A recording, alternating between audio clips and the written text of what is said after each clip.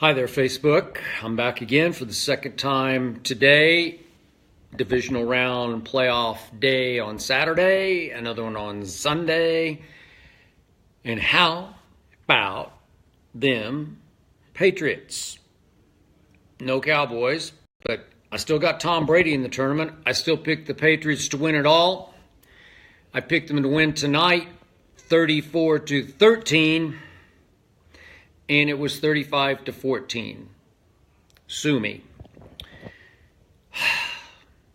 I'm coming to you live once again from the west side of Los Angeles in Century City here in Casa Ernestine. She runs this household. Our little Maltese Hazel, who usually makes a cameo about this point in the conversation on Facebook Live, is being punished tonight because Ernestine is going out of town and had all of her vitamins laid out, and Hazel got into them and ate a bunch of them. And I don't know, it was like sugar pills or something. She went completely crazy. She was barking at the front door at nobody. She wouldn't stop. And she's in the quote-unquote doghouse right now. So Ernestine said she gets no shot tonight on Facebook Live. But I'm about to talk about Tom Brady and the Patriots and why I believe the Jaguars, to my dismay, are going to upset Pittsburgh at Pittsburgh tomorrow. Quick thought on the first game. I know there's Twitter controversy over Julio Jones. I tweeted this immediately at the end of the Atlanta-Philadelphia game. I didn't get deep into it on my first Facebook Live, but just a quick thought as everyone joins us here tonight on my version of Facebook Live. I didn't mind the play call on 4th and whatever it was, 2, make or miss, win or lose, sink or swim. I picked the Eagles because I thought the Falcons had struggled on offense and lost their way much of the year. I know they caught a little bit of fire later, but they wound up 15th in the NFL on offense with the reigning MVP. So they put the ball in the hands of the reigning MVP, throwing to what many believe is the best receiver in football, Julio Jones. And Julio slipped down. You can argue he got a small push, but on a play like that, you just have to let them play. I didn't think it was any hold or push or illegal contact or certainly pass interference. The turf was not good all night for either team in Philadelphia. And yet Matt Ryan continued to roll and then threw it up high where Julio usually rises and snatches and went right through his hands.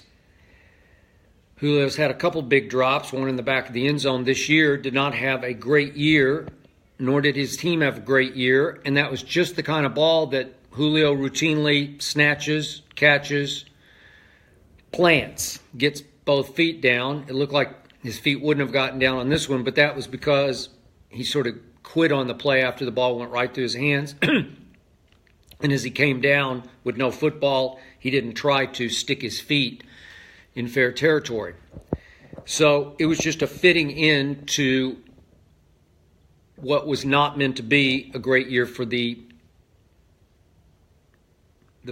team that made it to the Super Bowl last year and had the greatest collapse in Super Bowl history, thanks to that team I just watched on my TV right here in my little quote-unquote man cave.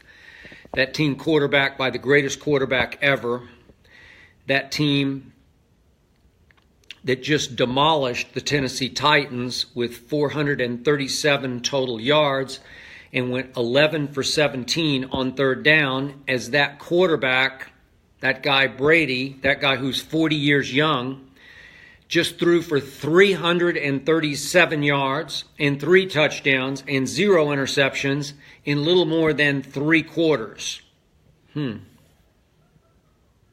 That guy is the NFL MVP. It's not Todd Gurley. It wouldn't have been Carson Wentz. It's Tom Brady. It's just extraordinary what he continues to do. And I said in our first Facebook chat here tonight, right after the Eagles game, pre-Patriots game, that Tom Brady was on a mission tonight for 2 reasons. Kevin Byard, who had a terrific year for the Titans, put himself on the national map by saying they were going to turn Tom Brady into Blake Bortles. And I pointed out on Undisputed, the show you can watch on Fox Sports 1, daily from 9:30 to noon Eastern Time. I pointed out to Mr. Byard, young Mr. Byard, in his second year out of Middle Tennessee State, which isn't too far from Nashville, Tennessee, where I went to school at Vanderbilt. But I pointed out to Mr. Byard that Blake Bortles had a better statistical year by a lot than your quarterback, Kevin, that Marcus Mariota. I'm just not a Mariota fan. If you know me from the old show on ESPN, I was on record before the draft. I just don't buy Mariota as a quarterback. He's got a funky little motion. He doesn't have great arm strength. He actually got off to a hot start tonight and shocked me against the Patriots defense I haven't loved all year. It is ultimate bend but don't break. Ultimate.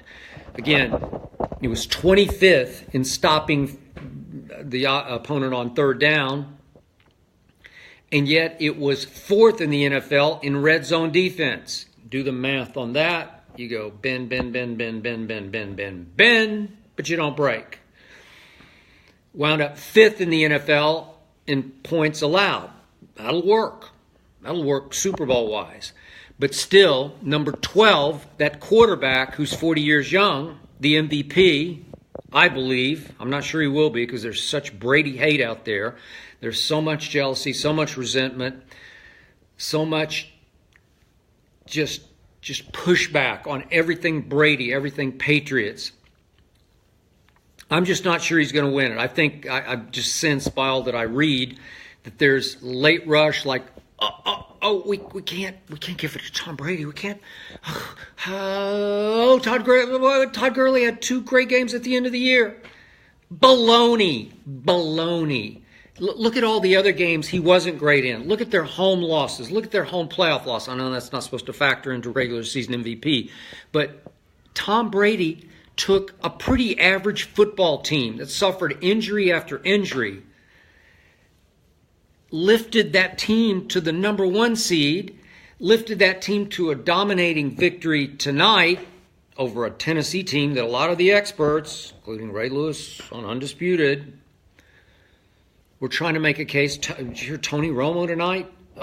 He made a passionate case like, people, you don't know what you're talking about. If you think this is going to be a runaway, a blowout, you're so wrong. You just don't get it, said Tony. I love Tony Romo as a broadcaster. I think he's had a sensational rookie broadcast year. But he did not have a good night tonight because he's making this passionate, you don't get it case early in the game against the Patriots and for Tennessee. You just don't get it. Styles make fights, said Tony Romo, and it's a bad matchup for New England. Well, the truth is every matchup is a bad matchup for this New England team except for the quarterback. And how many times tonight did the quarterback check off at the line of scrimmage? You can just see it. Whoever, 52 is the Mike. You hear it. He's picking out the Mike linebacker. And then he checks this, he checks that. You're weak here, so I'm going to call this play. And I made the case on Twitter during the game. If Josh McDaniels does leave again to take a head coaching job, God bless him. God bless whoever takes him. I just think he's a coordinator. He's not a head coach. I think we saw that to a large extent in Denver. But if he leaves, Tom Brady, and again, now this is the Brady-Belichick clash, but Tom Brady should be allowed next year to call his own plays. Back in the day, a number of quarterbacks did call their own plays. I'm going back into probably the 60s, maybe some in the early 70s. The star quarterbacks call their own plays. I know one reason that Roger Staubach told me for my book, God's Coach, about the Cowboys, is one reason he quit a little prematurely at 38. Remember, he didn't start until he was almost 30 because he went to Vietnam. 28 he started at, actually.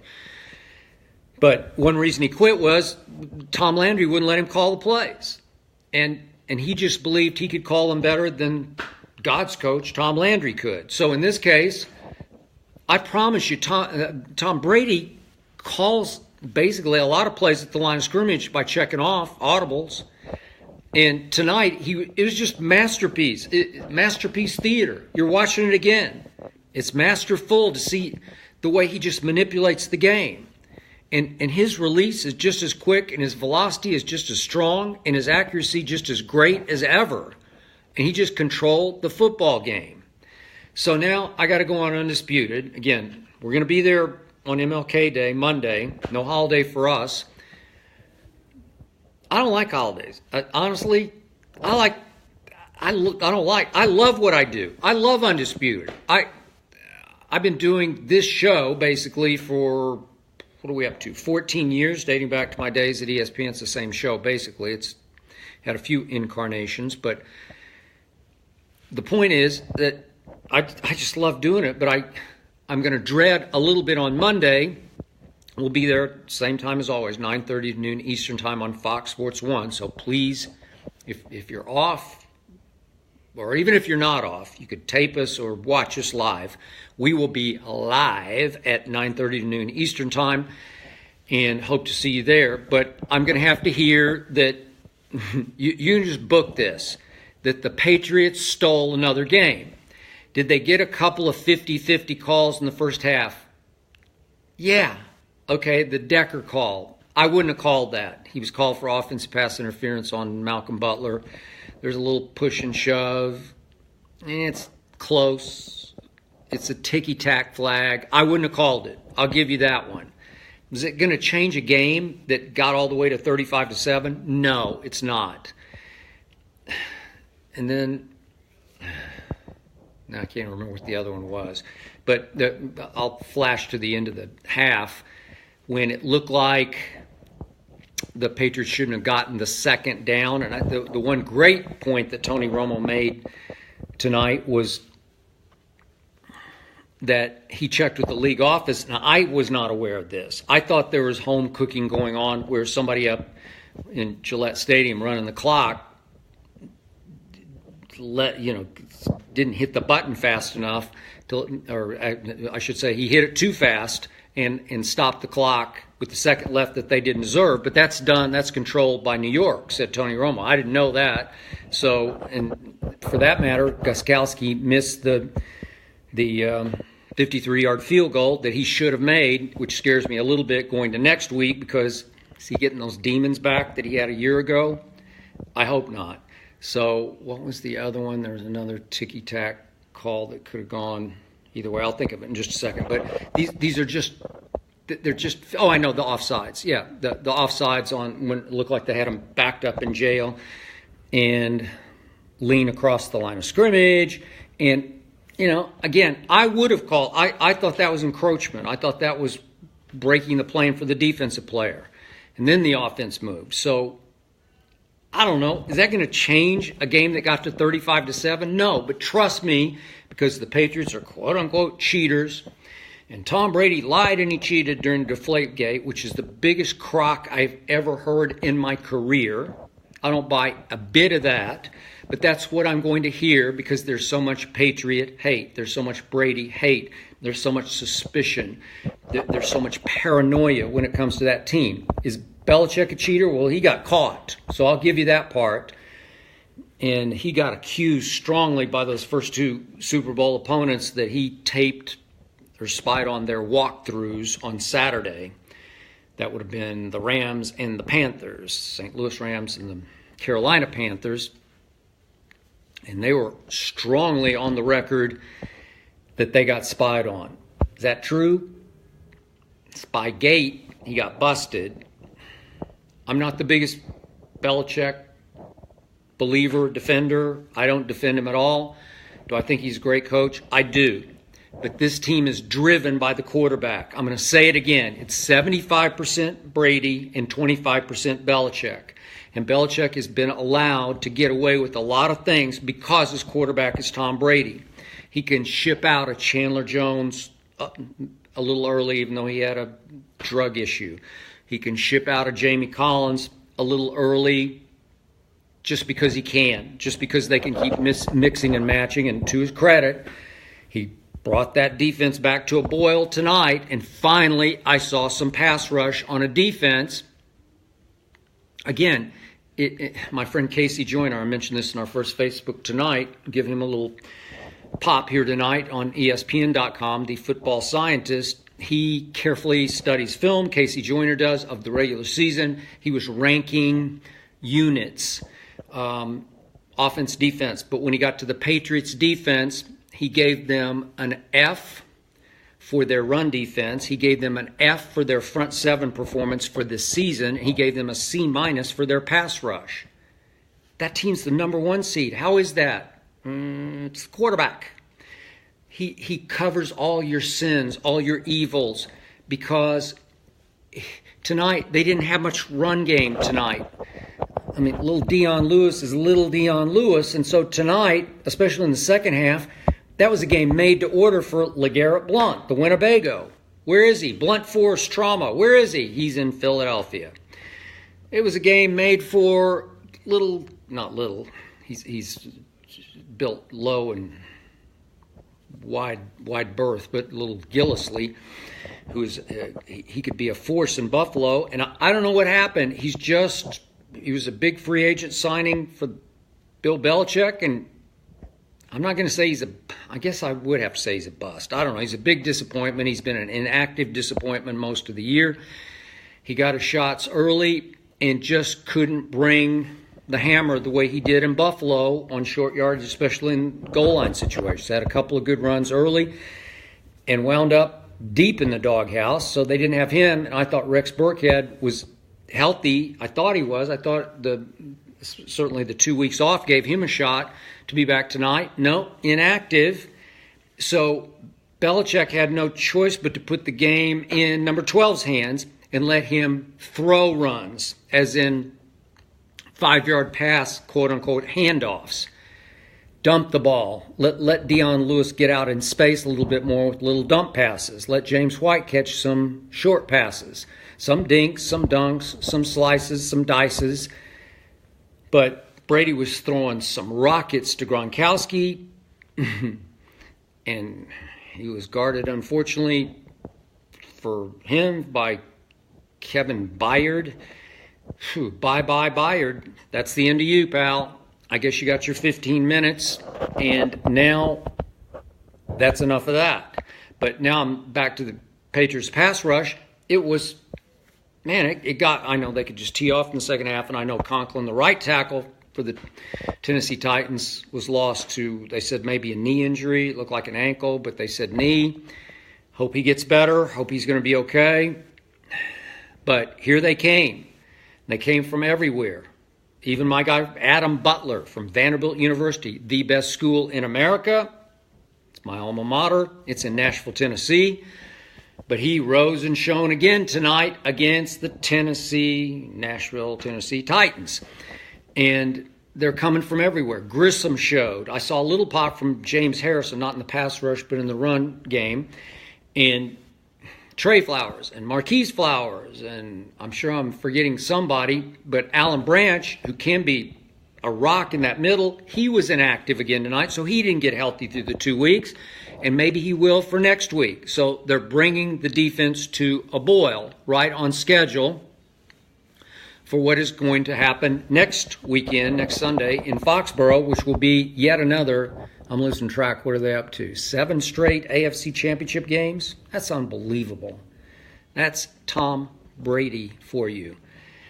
So here comes either Jacksonville or Pittsburgh, and on Undisputed, 9:30 to noon Eastern Time, I picked, unfortunately for me, the Jaguars. Maybe it's a fear pick. Maybe I fear the Jaguars. I know it's an upset. I did pick Philly today. A monumental upset as a home underdog, Nick Foles. So I was right about that. I almost nailed the Patriots score tonight. And I kind of hope I'm wrong about the first game tomorrow, because the Jaguars scare me more than the Pittsburgh Steelers do. You can argue that the Steelers just have law of average on their side. I told somebody last week, I think it was Ray Lewis or maybe Greg Jennings on Undisputed, again, 9:30 to noon Eastern Time on Fox Sports 1.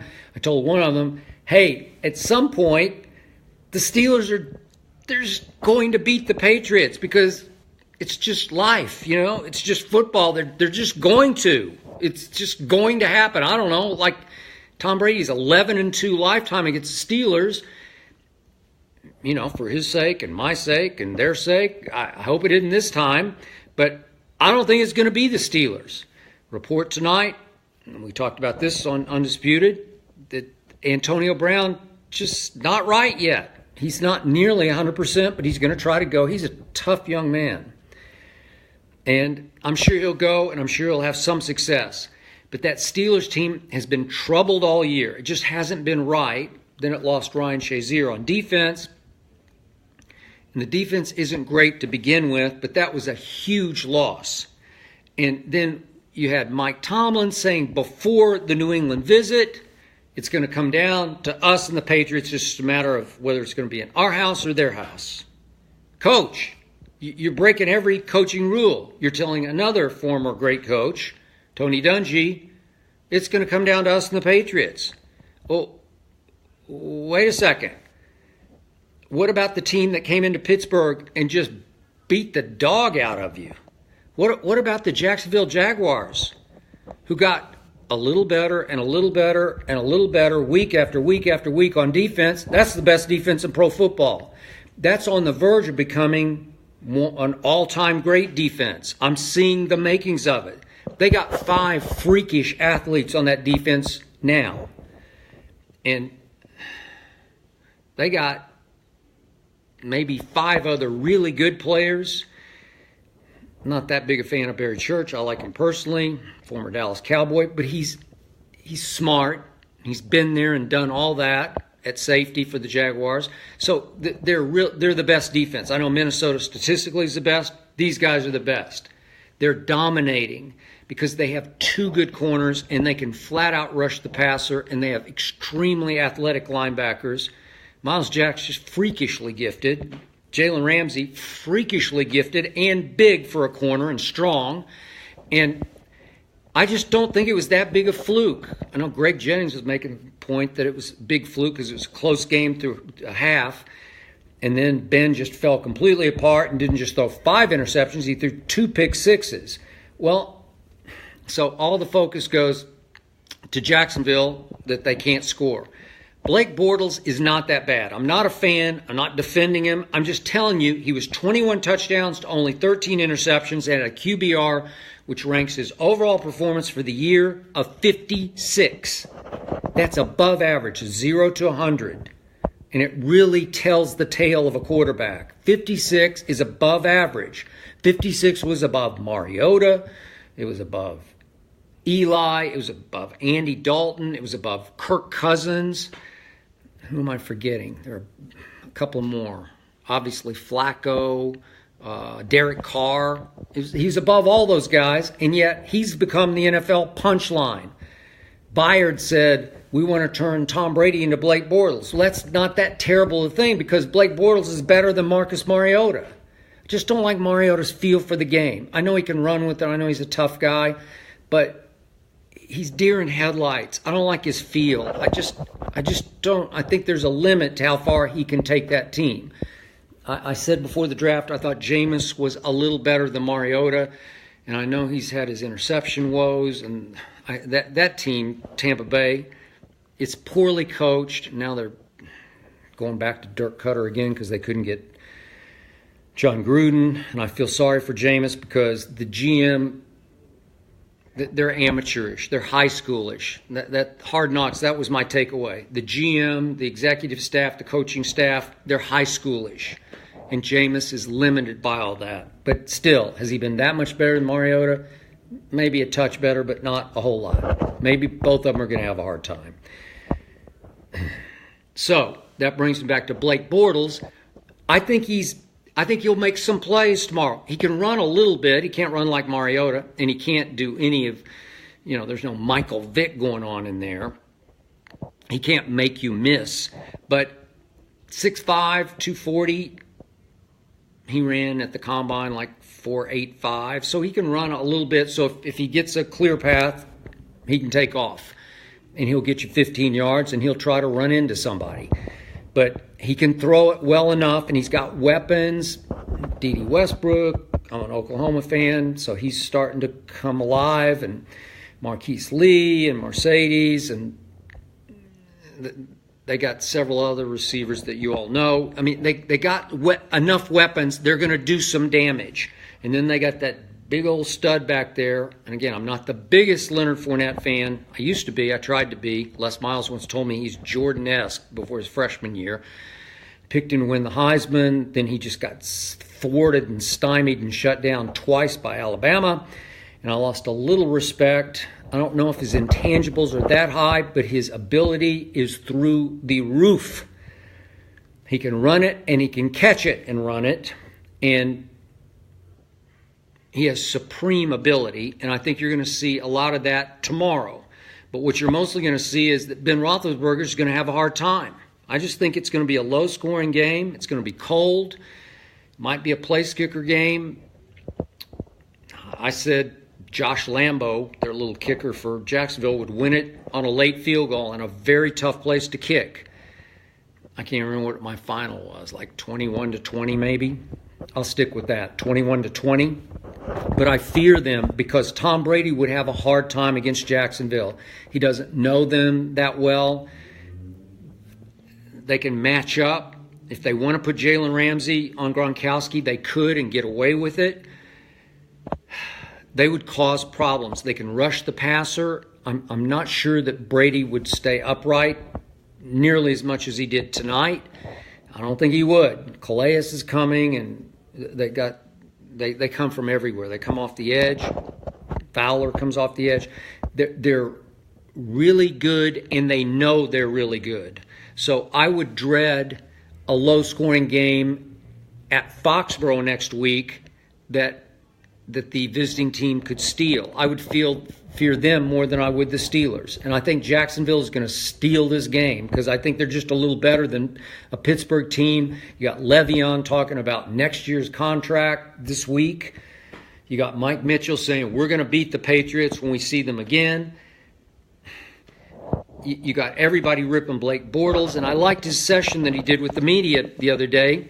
Even though he went LeBron, some people say LeBron suck. I guess that's me. He doesn't suck. He just doesn't have the clutch gene. He's a great player without that one thing, clutch gene. Did you see last night? I don't want to get started. Don't get me started on the last play that he failed to make again when he got the switch to 6'1" Darren Collison and then stepped on the end line and missed the layup. But the point is, Blake Bortles went LeBron James like he's comparing himself to LeBron James. You can't do that, Blake. But what I liked was he slammed his fist down and walked off from the media, and it wasn't like he was demoralized or defeated. He was angry, and I think he's going to play angry, and I think he's going to play pretty well. I think he'll play about as well as Nick Foles did today against Atlanta. I think he'll make enough plays, balanced up with Fournette making enough plays, that it's going to be very low scoring, but they're going to hang in and hang on and pull this one off at Pittsburgh. And then we will see. It will be a very intriguing matchup, and it's going to take Tom Brady at his greatest to get by that Jacksonville defense in a game that I don't think it'll get out of the teens. And I hope I'm wrong about that. And I would love to see another rematch, rematch with Pittsburgh. It would be intriguing just to see if Pittsburgh could finally figure it out, but I don't think they can figure it out because I don't think they're going to figure out Jacksonville. I can't wait. It's going to be a good one tomorrow, and then the late game tomorrow. I picked the Saints to win the NFC before it all started, and I'm going to stick with the Saints. My partner, Shannon Sharp, picked the Saints before the tournament started after he had Seattle in the regular season, and he immediately switched to the Atlanta Falcons. No, I think he had the Falcons, but he had Minnesota beating the Saints. I'm sticking with the Saints, and I know this is a tough one, and I don't feel great about that pick in the second game tomorrow. But I think Alvin Kamara is going to have a big game that he could not have against a Carolina team that just loaded up to stop Kamara and obviously Mark Ingram in the run game for the New Orleans Saints. And this is Mike Zimmer, who earned his spurs in this league coaching the defensive backfield. When I was covering the Cowboys, he was there coaching the defensive backfield. And I think he will gear his defense to stop or at least slow down Drew Brees. And I think you're going to see a lot of Kamara running the ball and catching short passes and turning them into runs that will gash that Minnesota defense. And I think the Saints are going to pull it off with an underrated defense, still a top 10 defense against the number one statistical defense in Minnesota. I like Case Keenum. I liked him at the University of Houston. But this is Drew Brees. This is a statement game for Drew Brees. If you look at it, if memory serves, I used it on Undisputed on Friday. I think he's 7-5 in the postseason. Obviously, he did win one big Super Bowl thanks to a pick six thrown by Peyton Manning. And, of course, an onside kick called to start the second half by Sean Payton. But 7-5, and in his 5 losses, they're kind of ugly losses. They're kind of shameful losses to a Rex Grossman in Chicago, and I could go down the whole list, but it's not a pretty sight. Lost to Alex Smith in San Francisco. And there are a couple other ones I can't remember off the top of my head, but they're against inferior quarterbacks. He beat Nick Foles in Philly in 2013, but it's not that impressive. This is a big deal because if he loses to Case Keenum on top of those other sort of shameful losses to inferior quarterbacks, I know what it was at Matt Hasselbeck in Seattle, and then the one that he should have lost was to Russell Wilson and the Legion of Boom. That was a mismatch. So I give him that one of the losses, 1-4. That was it. Matt Hasselbeck, Alex Smith, Rex Grossman. So this is huge for Drew Brees tomorrow. You can't lose to Case Keenum, or you're going to look at his legacy and say, really? That's just not a great postseason. Obviously, he's still going to be in the Hall of Fame, but I think it's really going to knock him down the list if he loses to Case Keenum, even though he's up against the number one defense. It would be big feather in Hall of Fame cap if he could beat the number one statistical defense in that Thunderdome up in Minneapolis and get, then he would have he'd have to go back to Philly and beat Nick Foles a second time, which I think he's capable of doing. So that's what I'd predicted. It's going to be that rematch of Brees versus Foles, and I think he could win that one. So it's set up, it sits up perfectly for him. He's got Case Keenum and then potentially Nick Foles, and he's Drew Brees. You better pull this off, my man, as you start to approach that Brady age and stage of your career. And I believe he will. I don't feel nearly as strongly about that game as I did the first one today, tonight's game, and the Jaguars. I feel strongly about the Jaguars pulling it off at Pittsburgh. Can't wait for tomorrow. I will join you live right after the Pittsburgh game and right after the New Orleans game tomorrow ahead of Undisputed on MLK Day, 9:30 to noon Eastern on Fox Sports 1. I better go see if I can get Hazel out of Ernestine's doghouse because I think she's pretty deep in that doghouse. And, it's like good cop dad, bad cop mom. So I need to go make peace. Thank you for listening. Thank you for watching. Thank you definitely for our ratings on Undisputed. We appreciate them very much. We're very excited about them. And I'll be excited to talk to you tomorrow and see you all Monday at 9:30 Eastern on MLK Day on Fox Sports 1. Undisputed. That's what Tom Brady is. Good night, Facebook.